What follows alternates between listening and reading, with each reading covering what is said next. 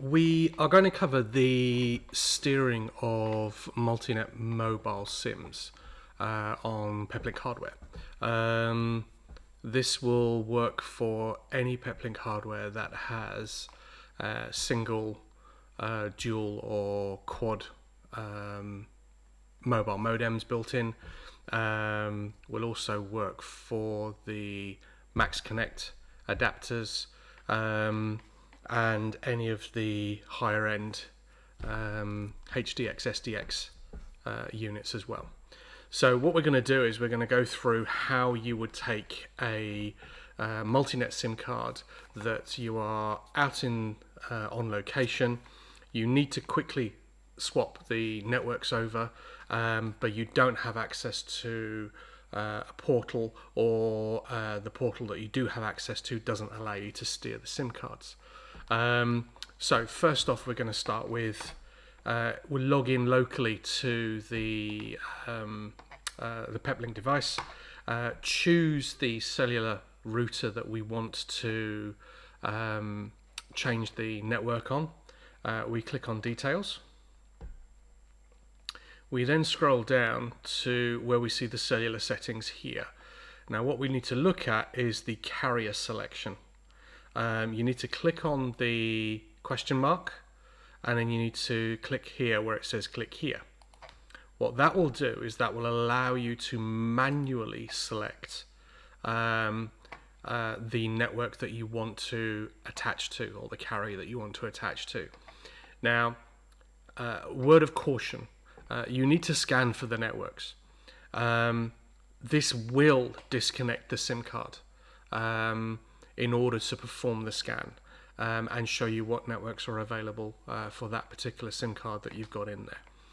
If you do not have another SIM card that will give you internet access, or you don't have a wired connection that's going into that, you could potentially cut yourself off, as well as leave your router with no internet connectivity. It will not revert back after a certain amount of time. So please bear that in mind. If you're doing this remotely and you've only got a single SIM card in there, don't do it. You'll need to find another way of getting another connection into it first before you do all of that. So anyway, in this occasion, we're going to hit scan. This can take 1 to 2 minutes to complete. So what I'll do is I'll skip forward once I've started the scan, save some time. Okay, so once the scan is complete, you'll get a list of carriers that are available, as you can see here. So we've got O2, we've got Vodafone, we've got 3, we've got EE.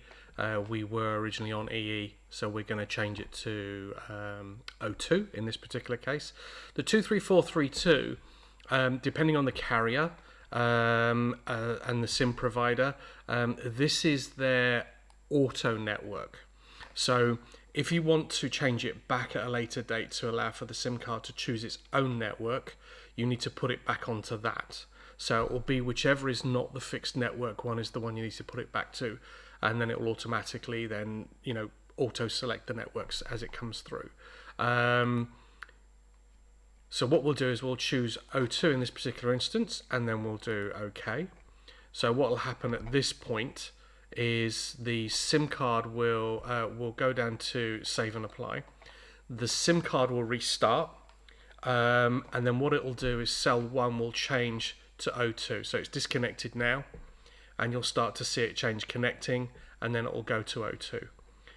We'll wait for that to fire up.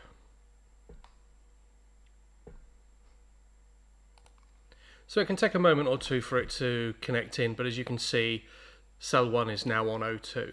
Now this is a very good reason, as you can see here, where you've got both MultiNet SIM cards that are on the same network.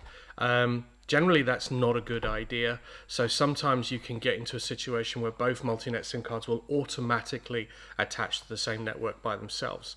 It's in that particular case where, to give yourself the most mobile diversity, you want to kind of steer the SIM card to another network. So what we'll do is we'll go back in again.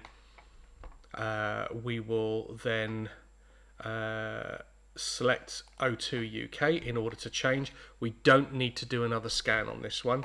It will automatically just retain that list. We'll select Vodafone, we'll click OK, we'll go down to save and apply, and then what will happen here is, as you'll see, it will go offline in a second and then it will reconnect itself back onto Vodafone. There you go, so it's connected straight back onto Vodafone now. And that's it. Thanks for watching.